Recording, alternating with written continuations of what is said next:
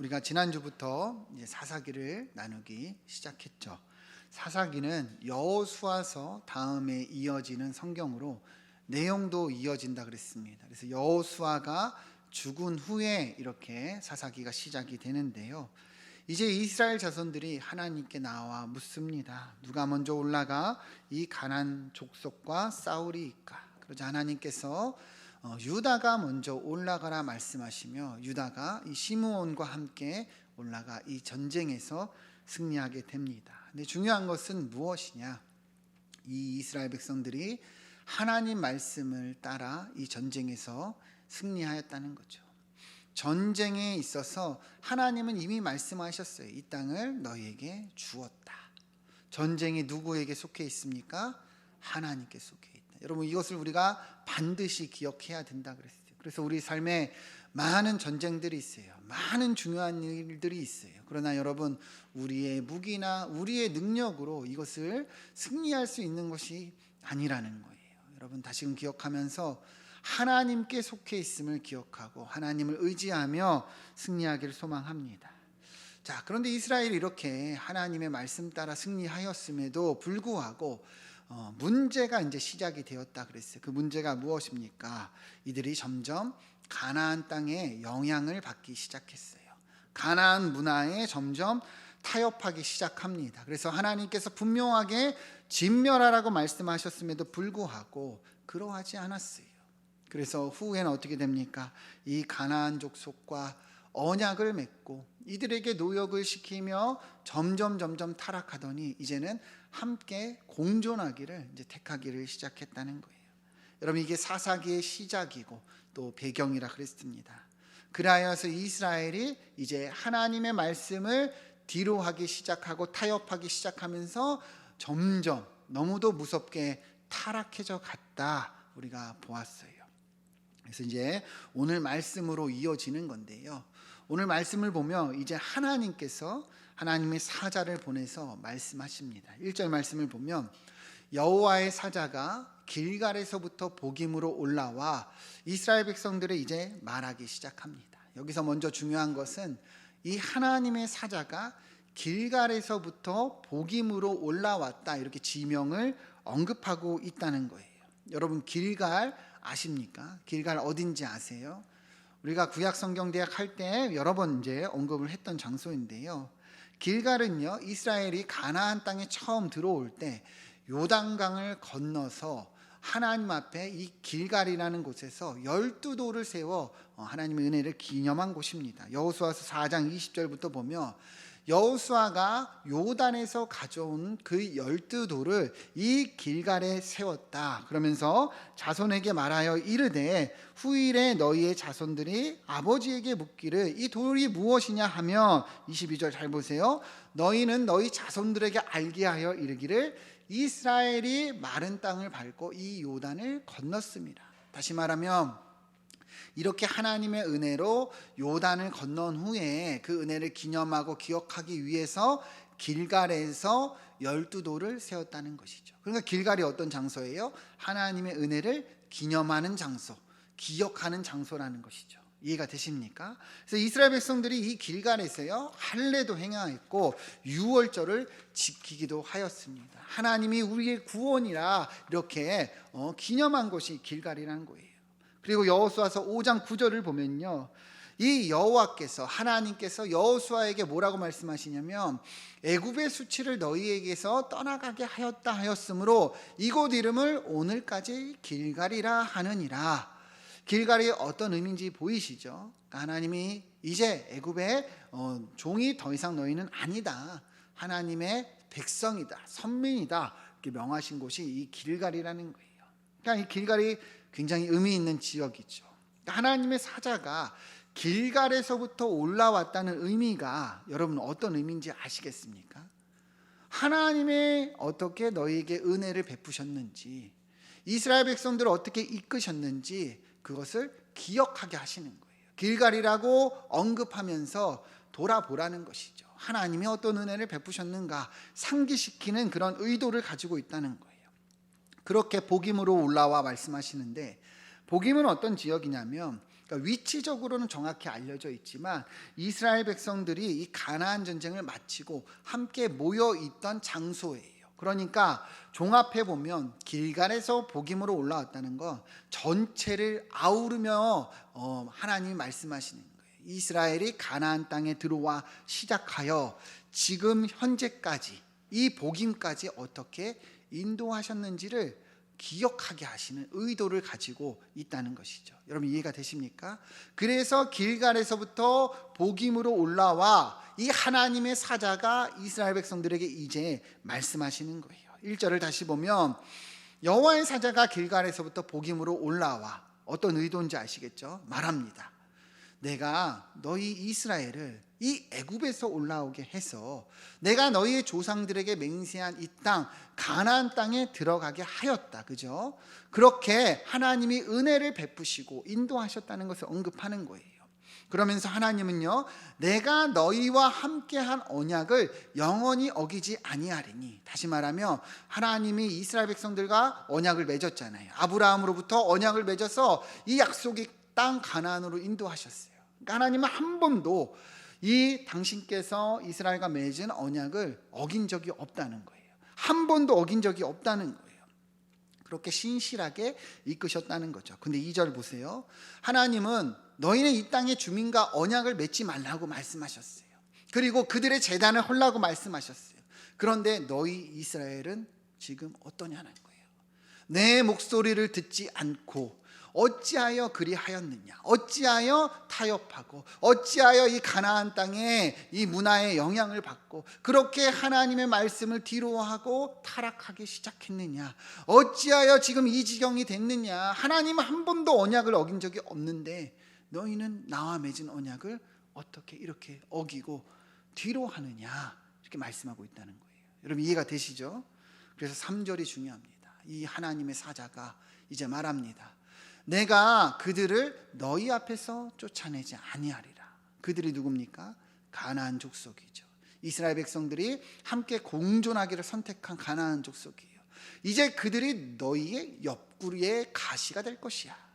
그들의 신들이 너희에게 올무가 되리라 말씀하였다는 거예요.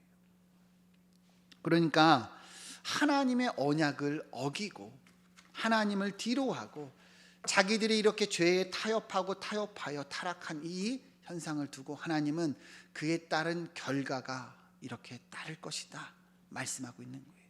너희가 이런 하나님의 언약을 어겼으니 이러한 보응이 있다는 것이죠. 근데요 여러분 중요한 건 뭐냐면요, 이것을 이미 여호수아가 경고하고 명령했어요.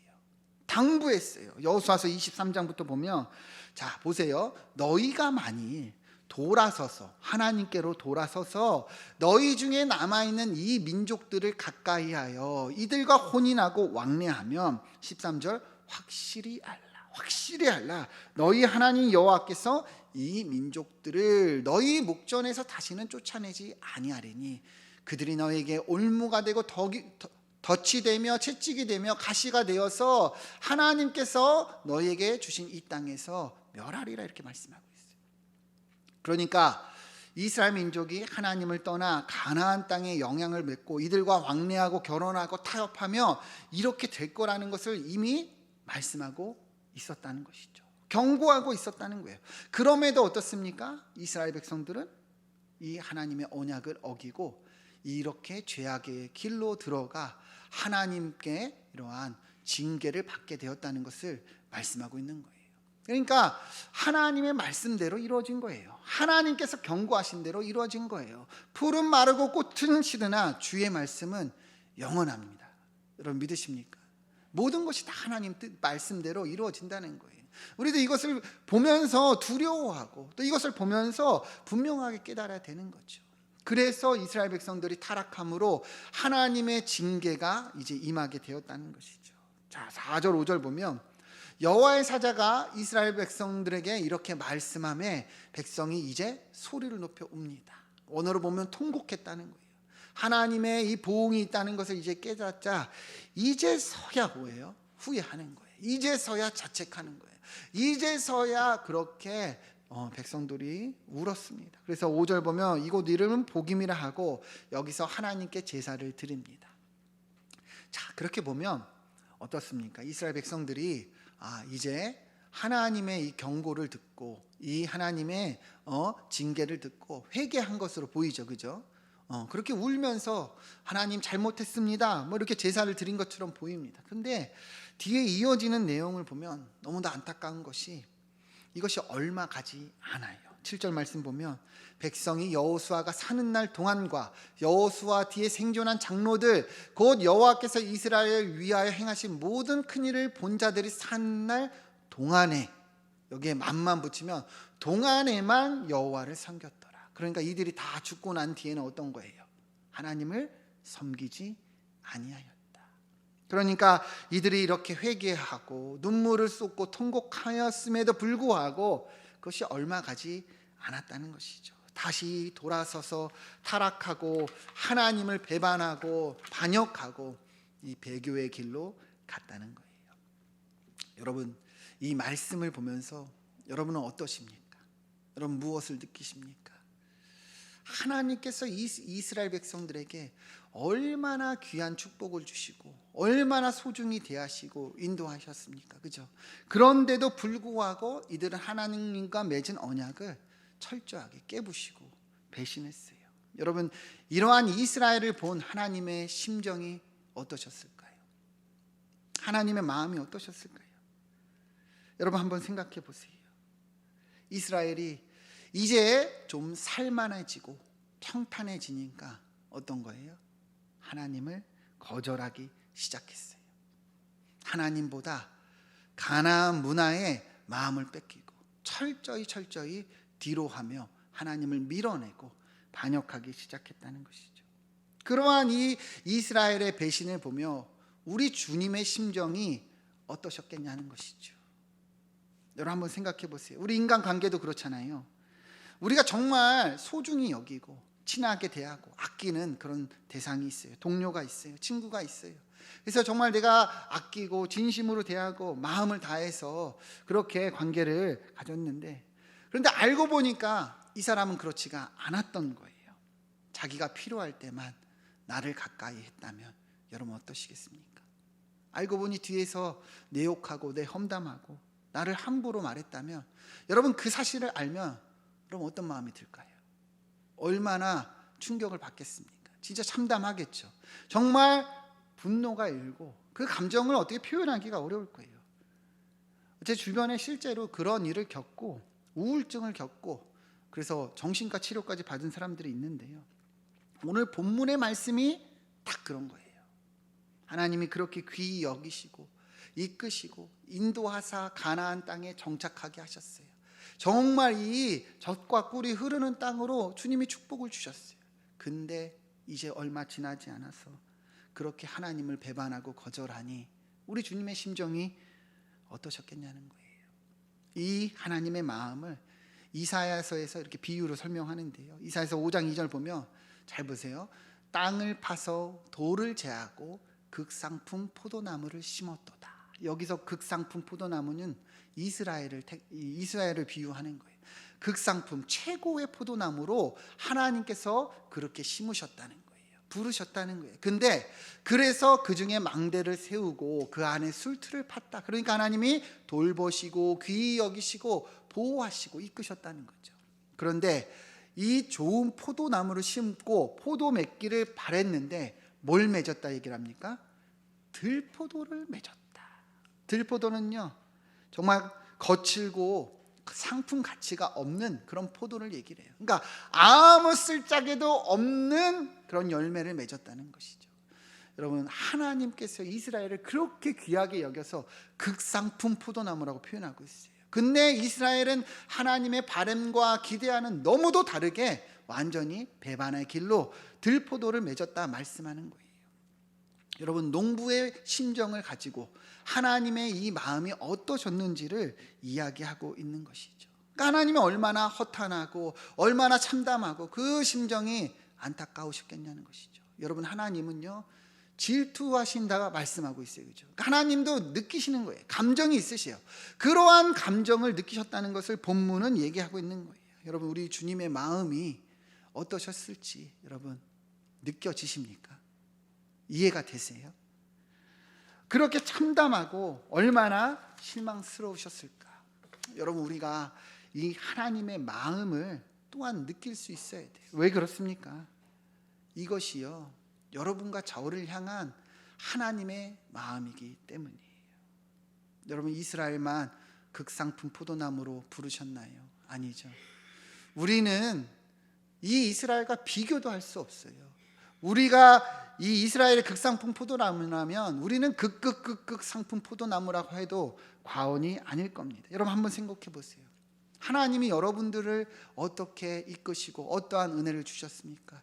하나밖에 없는 독생자 예수 그리스도를 보내시고 십자가에 달려 죽게 하시며 여러분을 향한 주님의 사랑을 확증하셨습니다. 여러분, 믿으십니까? 인정하십니까? 하나님이 내게 어떤 은혜를 주시고 어떤 사랑을 주셨는가, 이 시간에 한번 생각해 보자는 거예요. 하나님이 그렇게 우리에게 정말 말도 안 되는 사랑을 주시고 저 영원한 천국의 소망을 주시고 우리를 그 성령을 보내사 동행하고 이끌어주고 계시는데, 그 이스라엘과 비교도 될 수 없는 사랑을 받았는데 우리는 어떠냐는 거지요. 그렇게 하나님의 은혜와 기대를 저버리고 돌아서는 이 이스라엘을 보면서 여러분, 우리는 어떠냐는 거예요. 우리는 다르냐는 거예요. 우리도 하나님의 기대를 저버리고 그렇게 세상에 타협하면서 내가 유익한 대로, 내가 바라는 대로 살아가고 있지 않냐는 거예요. 이스라엘처럼 힘들 때는 하나님을 찾습니다. 주여 주여 주여. 그러나 평탄해지고 좋은 상황이 좋아지며 언제 그랬냐는 듯 돌아서서 정말 하나님을 배반하고 거절하고 살고 있지 않냐는 것이죠. 여러분, 우리를 보시는 하나님의 마음이 어떠실까요? 그러한 여러분과 저의 모습을 보며 하나님의 심정이 어떠시겠냐는 거예요. 여러분, 오늘 본문을 보면서 이 하나님의 심정이 느껴져야 된다는 거예요. 그렇게 여러분과 저를 하나님이 사랑하시고 은혜를 주시고 축복해 주셨는데 우리는 이 이스라엘 백성들처럼 언제 그랬냐는 듯 돌아서서 배교의 길로 가고 있지 않냐는 것이죠. 여러분, 이 말씀이요, 그저 이스라엘의 역사로 끝나면 안 되는 거예요. 이스라엘이 그랬구나라고 끝나면 안 돼요. 이 시간 하나님이 우리에게 주시는 말씀이요, 우리에게 주시는 음성으로 들을 수 있어야 된다는 것이죠. 우리는 그 사랑 입었는데 우리는 어떻게 살고 있냐는 거예요. 하나님이 우리에게 기대하시는 게 무엇이겠습니까? 하나님이 왜 우리를 부르셨습니까? 여러분, 우리도 우리 삶의 회복이 일어나기를 간절히 축원합니다. 우리가 하나님의 이 징계를 얻고자 이 시간에 온 게 아니에요. 하나님의 마음을 알고자 온 겁니다. 하나님이 바라시는 것을 알고자 온 거예요. 그래서 다시 일어서서 회복하고 돌아서자는 거예요. 그래서 어떻습니까? 하나님의 기대를 따라 하나님이 원하시는 삶으로 다시금 회복하고 일어서자는 거예요. 여러분, 하나님이 우리에게 무엇을 바라실까요? 여러분에게 바라시는 게 무엇일까요? 우리가 어떤 열매를 얻기를 원하실까요? 여러분, 대단한 것이 아니에요. 미가서에 잘 나타나 있습니다. 미가서 6장 6절 보시죠. 내가 무엇을 가지고 여호와 하나님 앞에 나아가며 높으신 그 하나님께 경배하며 내가 번제물로 일련된 송아지를 가지고 그 앞에 나갈까? 여러분, 하나님 앞에 뭘 가지고 나가는 것을 우리 주님이 기뻐하실까요? 대단한 것을 가지고 가는 것을 기뻐하실까요? 7절 보시죠. 여호와께서 하나님께서 천천의 순양이나 만만의 강물 같은 기름을 기뻐하실까? 여러분, 그것을 원하실까요? 내 허물을 위해 내 마다들을 내 영혼의 죄로 말미암아 내 몸의 열매를 드릴까? 아니라는 거예요. 우리 8절 같이 한번 읽어보시죠. 시작. 사람아, 주께서 선한 것이 무엇임을 내게 보이셨나니 여호와께서 내게 구하시는 것은 오직 정의를 행하며 인자를 사랑하며 겸손하게 내 하나님과 함께 행하는 것이 아니냐. 아멘. 여러분, 하나님 우리에게 바라시는 게 뭘까요? 정말 대단한 것을 원하실까요? 우리가 사업에 성공해서 돈을 많이 벌어서 막 11조를 1,000만 원씩 하고 그런 걸 원하실까요? 정말 큰 명예를 얻어서 어떤 시상식에 올라 하나님의 영광입니다, 이런 것을 원하실까요? 아니라는 거예요. 아니라는 거예요. 우리 주님이 원하시는 것은 그저 하나님과 함께 동행하는 거예요. 여러분, 보이십니까? 겸손하게 하나님과 함께 우리의 삶의 날마다 이 발걸음을 나아가는 것을 원하신다는 것입니다. 여러분, 이게 보이셔야 되는 거예요. 여러분, 하나님이 우리에게 기대하시는 것이 바로 이것이라는 거예요. 우리의 삶에 하나님의 자리가 있기를 원하는 거예요. 고린도전서 1장 9절 보시면, 우리가 이 큐티 세미나 때 얘기했지만, 너희를 불러 그의 아들 예수 그리스도 우리 주와 더불어 교제하게 하시는 하나님은 미쁘시도다 말씀합니다. 여러분, 하나님이 왜 우리를 부르셨어요? 하나님과 교제하기 위해서. 주님은요, 우리와 함께 하기를 원하신다는 거예요. 우리의 삶에 하나님의 자리가 있고 날마다 그렇게 한 걸음 한 걸음 그렇게 나아가기를 우리 주님이 기대하신다는 거예요. 여러분, 무슨 최고의 열매를 맺고 최고의 어떤 성과를 얻고 이런 것을 우리 주님이 바라시는 게 아니라는 거예요. 여러분, 하나님의 기대가 너무 과합니까? 하나님이 바라시는 그런 열매가 여러분 너무 부담되십니까? 아니잖아요. 우리 주님의 마음이 여러분 무엇인지 우리가 이 시간에 깨닫고 그 하나님의 기대를 따라 살기를 축원드립니다. 그저 한 걸음 한 걸음 하나님과 함께 하기를 우리 주님 원하는 거예요. 하루에 10분이라도, 아니 5분이라도 여러분 하나님 말씀 앞에 직면하면서 우리 주님을 만나세요. 교제하세요. 단 1분이라도 간절히 기도하면서 하나님을 의지하고 그 발걸음 나아가기를 원한다는 거예요. 그렇게 주님 찬양하면서, 찬양 들으면서, 하나님 나 오늘 이렇게 살게 해주세요. 하나님 나 오늘 주님 손 잡고 갑니다. 내가 할 수 없으니 하나님 주님 의지하며 가오니 주여 이끌어 주옵소서. 여러분, 그 한 걸음 한 걸음을 주님이 원하신다는 거예요. 여러분, 우리가 어떤 은혜를 입었습니까? 어떤 사랑을 받았습니까? 그 사랑을 받을 때는 아멘 믿습니다 주시옵소서 그러고 돌아서서는 하나님과 전혀 관계없는 이 이스라엘 백성들처럼 우리가 살면 안 된다는 거예요. 여러분, 하나님의 심정이 느껴지십니까? 언제까지 그 주님의 마음에 참담함과 안타까움을 여러분 주고자 하십니까? 친구가 하나가 날 배반해도 그렇게 우리가 참담한데 날마다 우리는 그렇게 하나님을 배반하고 살겠냐는 거예요. 여러분, 우리 주님이 원하시는 게 뭐예요? 우리가 하나님과 동행하는 거예요. 하나님과 함께 나아가는 것입니다. 그럴 때 여러분 진짜 열매가 맺어지는 거예요. 갈라디아서 5장 22절 말씀 같이 한번 읽어보겠습니다. 시작. 오직 성령의 열매는 사랑과 희락과 화평과 오래 참음과 자비와 양성과 충성과 온유와 절제니 이 같은 것을 금지할 법이 없느니라. 아멘. 이 같은 것을 금지할 법이 없대요. 이 말이 뭐예요? 우리가 성령을 따라 하나님과 동행하며 저절로 이러한 열매가 맺어진다는 겁니다. 하나님과 동행하고 하나님의 자리를 따라가며 열매는 맺어진다는 거예요. 여러분, 이러한 삶이 되기를 축원드립니다. 우리 주님이 원하시는 것이 이것이에요. 왜 너 혼자 그렇게 살면서 넘어지고 그렇게 이렇게 힘든 삶을 살고 있느냐? 나와 함께 해라. 내 손을 잡아라. 주님과 함께 동행하는 것을 원하신다는 거예요. 여러분, 그러면 저절로 열매는 맺어집니다. 진짜 축복이 그때에 임한다는 거예요. 여러분, 오늘 말씀을 마음에 새기고 정말 이 말씀 붙잡고 살아갑시다. 언제까지 뒤돌아서서 그렇게 세상과 타협하며 우리가 이렇게 타락의 길을 가겠습니까? 여러분, 하나님이 주신 은혜와 축복 안에서 주님과 동행하면서 겸손하게 정의를 행하며 나아갑시다. 그러면 열매는 저절로 맺어지는 거예요. 하나님의 심정을 여러분 이 시간 느끼고 그렇게 살아가기를 축원드립니다. 함께 기도하겠습니다.